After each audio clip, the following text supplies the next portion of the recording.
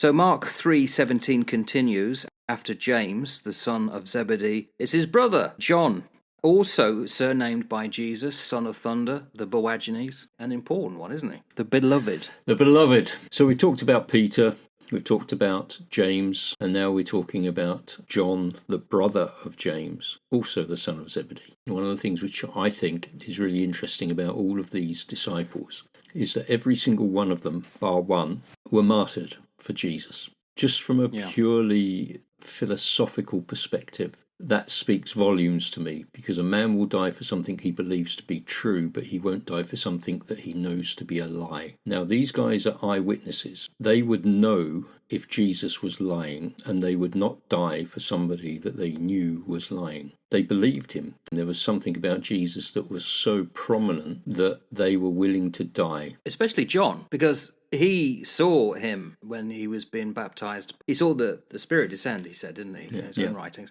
And of course he suffered. And despite that, still went off into exile and continued writing. Exactly. I mean, Peter, according to tradition, was crucified upside down in Rome because he felt he was unworthy of that. James the Greater, John's brother, tradition says that he was the first apostolic martyr and that he was actually beheaded in Jerusalem in about AD 44, so less than a decade after Jesus had been crucified and ascended. And we read about that in the book of Acts, chapter 12. And then we come to John, as you've said, who, again, he is the only one of the 12 who died of natural causes. He died in Ephesus. It's not because they didn't try to kill him. They boiled him alive in oil, and he didn't die, so they shipped him off to Patmos to bake in the sun like some sort of crisp potato chip. And, as you do.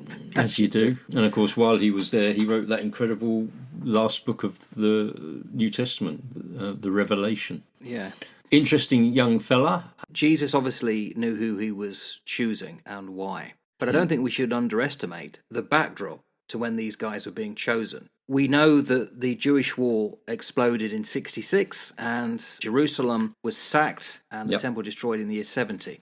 Throughout the backstory to what's unfolding in the gospel are very unsettled times. These guys then continued not just to follow him when he was called, but then he said, right, I'm going to give you authority, apostolic authority, to go off and do certain things. And they continue to do so despite being persecuted. It says a lot about their characters. Absolutely. I think Jesus knew what he was doing when he picked the people that he picked. And he saw more than the face value. Also saw beyond our conception of 3D sense of time. This was a Roman world, and therefore you could travel quite freely. That was the first time in history this happened. They could get long distance quite easily, especially if they were Roman citizens. The timing was ripe.